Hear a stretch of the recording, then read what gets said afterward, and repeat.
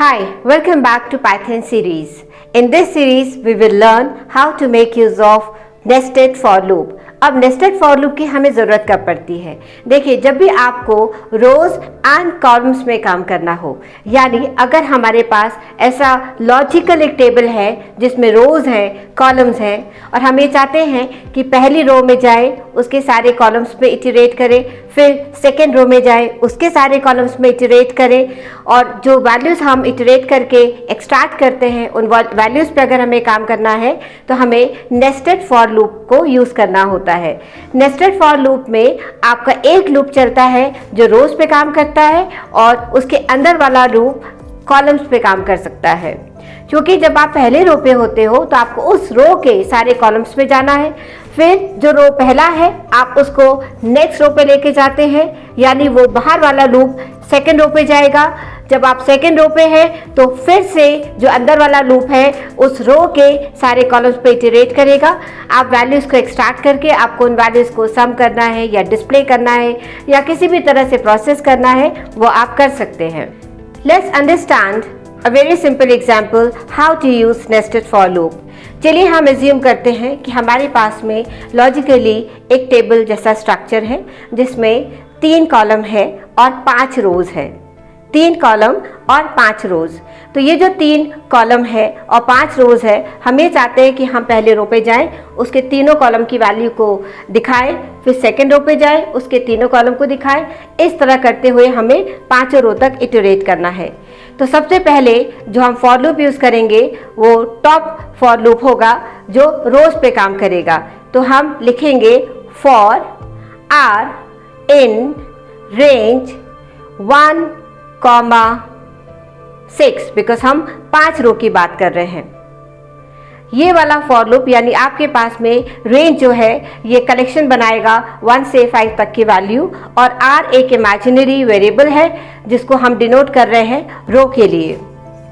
इसके अंदर nested for loop में जो नेस्टेड फॉर लूप में आएगा वो है for C in range 1,4 because हम एज्यूम कर रहे हैं कि हमारे पास में 3 कॉलम है। तो पहला वाला फॉर लूप जो 1 से 5 तक चलेगा और उसके अंदर वाला फॉर लूप 1 से लेके 3 तक चलेगा। Let's see how to make use of nested for loop to generate few patterns. Let's see how to draw this kind of pattern.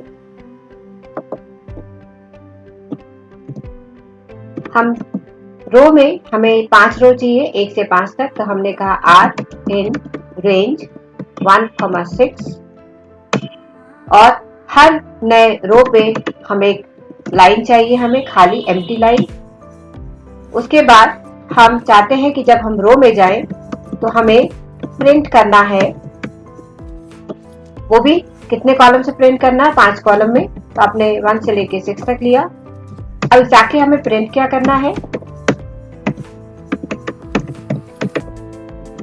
Are की वैल्यू, क्योंकि आर जब 1 है तो कॉलम में जाके वो 1 1 1 6 बार प्रिंट 5 बार प्रिंट करेगा। जब आर की वैल्यू 2 है तो नेक्स्ट रो में जाके वो 5 बार 2 प्रिंट करेगा। इतना लिखने से आपका ये पैटर्न ड्रॉ हो जाता है। आप सेव कर दीजिए एंड प्रोग्राम को रन करें। आप देखेंगे कि आपका प्रिंट हुआ। अगर आप उसको देखते हैं इस तरह से तो 1 भी 5 टाइम्स प्रिंट हुआ, 2 भी 5 टाइम्स प्रिंट हुआ, 3 भी, इस तरह से 5 तक 5 बार प्रिंट हुआ। लेकिन हमारे प्रोग्राम में जो हमने लिखा है उस वजह से वो हर बार न्यू लाइन पे जा रहा है। तब हम ये कहते हैं कि आप जो प्रिंट कर रहे हैं उसके आगे आप स्पेस दीजिए, ना कि न्यू लाइन। इस तरह से आपका पैटर्न ड्रॉ हो जाता है। Now the second pattern is to draw a pattern like this, जिसमें अगर हम देखते हैं तो 1 2 3 4 5 देयर आर 5 रोज। जब आप पहले रो पे हैं तो 1 बार स्टार प्रिंट है, जब आप दूसरे रो पे हैं तो 2 बार स्टार प्रिंट है, जब आप तीसरे रो पे हैं तो 3 बार स्टार प्रिंट है। इट मीन्स कि जिस नंबर की रो है उतने ही number of times star print है। अगर आप रो 1 पे हैं तो 1 बार स्टार प्रिंट है, अगर आप रो 2 पे हैं तो 2 बार स्टार प्रिंट है। इसके लिए हमें नेस्टेड फॉर लूप चाहिए। एक लूप जो रो के लिए चलेगा 1 से लेके 5 तक, और दूसरा है कॉलम जो कि जितने नंबर ऑफ रो पे आप है, रो 1 पे है तो एक बार तक ही आगे बढ़ेगा। अगर आप सेकेंड रो पे है तो 2 टाइम्स बढ़ेगा। Now let's see how to draw this pattern. सबसे पहले हमारा रो है 5, तो हमने कहा R in रेंज 1 से लेकर 6 तक, क्योंकि 5 रो है तो 1 से लेकर 6 बोलेंगे, तब 1 से लेकर 5 तक का कलेक्शन बनेगा। जब भी हम रो में है, आप हर बार रो को एक नई लाइन पे प्रिंट करना चाहते हैं। जब आप पहले रो पे हैं तो आप कितने बार आगे बढ़ना चाहते हैं? जब आप पहली रो पे हैं तो एक बार, यानी 1 से लेकर, अगर आप R बोलते हैं तो ये 1 से लेके 0 तक ही बनेगा, इसलिए हम यहाँ पे +1 देंगे ताकि आप 1 से लेकर 1 तक कर पाए, क्योंकि जब 1 + 1 2 होगा तब जाके आप 1 से लेके 2 तक आगे बढ़ेंगे। और हमें करना क्या है? हमें करना है प्रिंट * और टर्मिनेट करना है स्पेस से।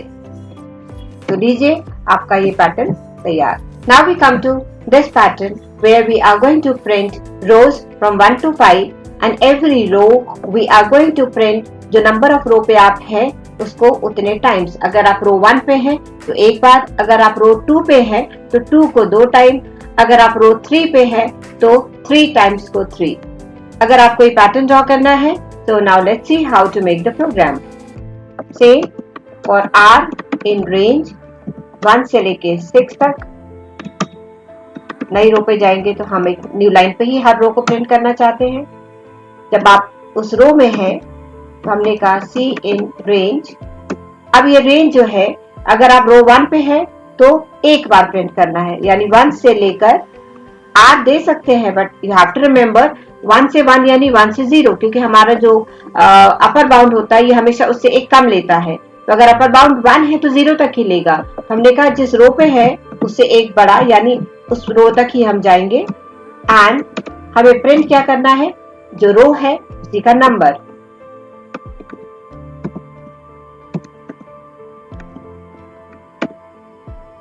Let's see the output.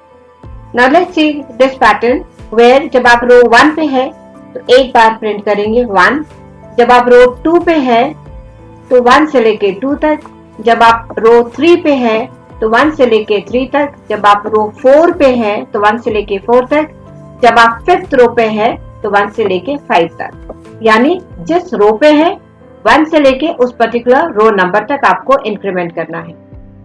हमने जो प्रीवियस प्रोग्राम बनाया उसमें बहुत छोटा सा ही चेंज करेंगे और हमारा ये पैटर्न हमें मिल जाएगा।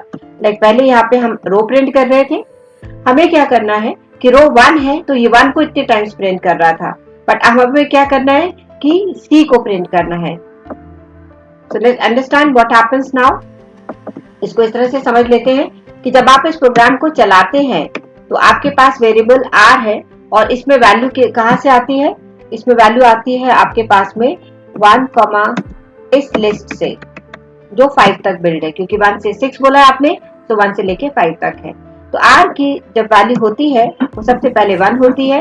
आप अंदर आते हैं, एक न्यू लाइन प्रिंट होता है, फिर एक वेरिएबल है C जिसमें हमेशा, क्योंकि एक बार अंदर आप आ गए, एक बार आप इस फॉर लूप के अंदर आ गए तो जब तक अंदर वाला फॉर लूप खत्म नहीं होता है आप बाहर नहीं जा सकते। तो एक बार जब आप फर्स्ट रो पे आप अंदर आए तो आपने बोला फॉर C in रेंज, तो C में एक कलेक्शन बना। इसकी वैल्यू कहाँ से शुरू हो रही है? 1 से लेकर यहाँ पे R + 1, तो भी R की वैल्यू कितनी है? 1, तो 1 + 1 2 तक, यानी इसके पास में कलेक्शन है 2 तक। अब ये क्या प्रिंट करेगा? अगर आपने R + 1 बोला है तो पहली बार में जब आप यहाँ आ रहे हैं तो इसका कलेक्शन 1 से लेकर 1 तक ही बनेगा। तो यहाँ पर आप जब प्रिंट करते हैं तो यह एक बार प्रिंट करता है 1। जैसे ये लूप टर्मिनेट होता है यहाँ पे R की वैल्यू हो जाती है 2।